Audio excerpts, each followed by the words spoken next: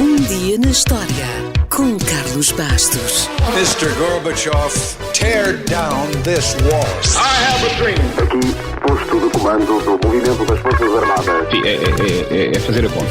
Houston, we have a problem. Yes, we can. And now for something completely different. O genial Isaac Newton, o tal que levou com uma maçã na cabeça e descobriu a gravidade, escreveu numa carta o seguinte: se vi mais longe, foi porque estava aos ombros de gigantes.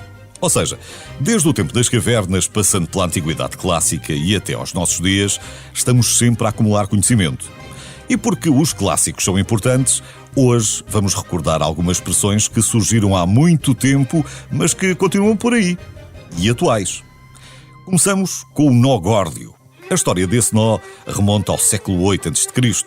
Segundo a lenda, o rei da Frígia, um território que hoje ficaria na moderna Turquia, morreu sem deixar herdeiros e o oráculo anunciou que o próximo rei chegaria à cidade num carro de bois. Ora, a profecia foi cumprida por um camponês que se chamava, já adivinhou, Górdio. O Górdio foi coroado e, para não se esquecer do seu passado humilde, amarrou a carroça que lhe deu a coroa a uma coluna no templo de Zeus e amarrou-a com um nó impossível de desatar. Górdio reinou por muito tempo, depois veio o seu filho, que não deixou herdeiros, e o oráculo foi ouvido novamente e profetizou que quem desatasse o nó de Górdio dominaria toda a Ásia Menor. O nó devia ser mesmo complicado de desatar porque se passaram 500 anos e nada. Até que Alexandre o Grande, ao passar pela Frígia, ouviu a lenda.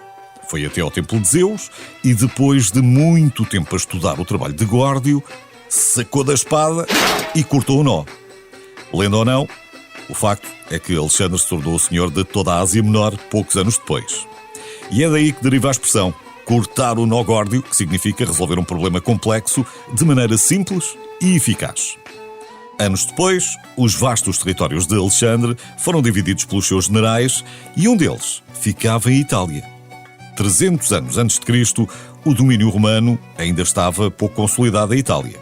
O sul da península, por exemplo, estava nas mãos dos gregos e eles até lhe chamavam Magna Grécia, por ser um território muito maior, mais plano e menos povoado que a Grécia. Como é evidente, os gregos não queriam perder esse território e o exército de Pirro foi medir forças com as legiões romanas. A primeira batalha até correu bem, porque os romanos foram surpreendidos pelos elefantes de Pirro, mas adaptaram-se rapidamente às táticas, escolheram melhor o terreno para combater e, nas vezes seguintes, apesar de baixas astronómicas de ambos os lados, lá se foram aguentando, até melhor do que os gregos. E a expressão Vitória de Pirro vem daí.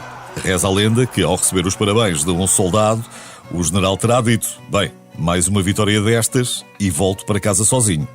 E no fundo é isso, uma vitória de Pirro é uma conquista obtida com tal sacrifício que não é sustentável e não compensa os danos. E neste caso, como bem sabemos, não compensou mesmo, e poucos anos depois nasceu o Império Romano que dominou o mundo.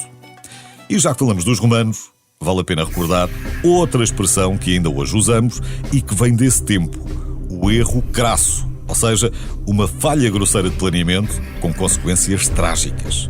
E teve mesmo consequências trágicas, um dos erros do Sr. Crasso. Mas não tire já conclusões precipitadas sobre a sua competência. Marco Licínio Crasso foi um aristocrata, general e político romano, responsável, por exemplo, pela vitória que esmagou a revolta dos escravos liderada por Espartaco. Quando voltar a rever o filme com o Kirk Douglas, vai lembrar-se dele.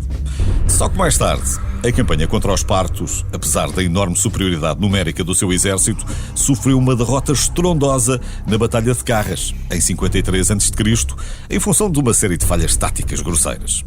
Mais de 20 mil soldados perderam a vida e cerca de 10 mil foram feitos prisioneiros. O mau planeamento também lhe custou a vida e a sua cabeça e a mão direita foram levadas como troféus para o rei parto. Foi mesmo um erro crasso.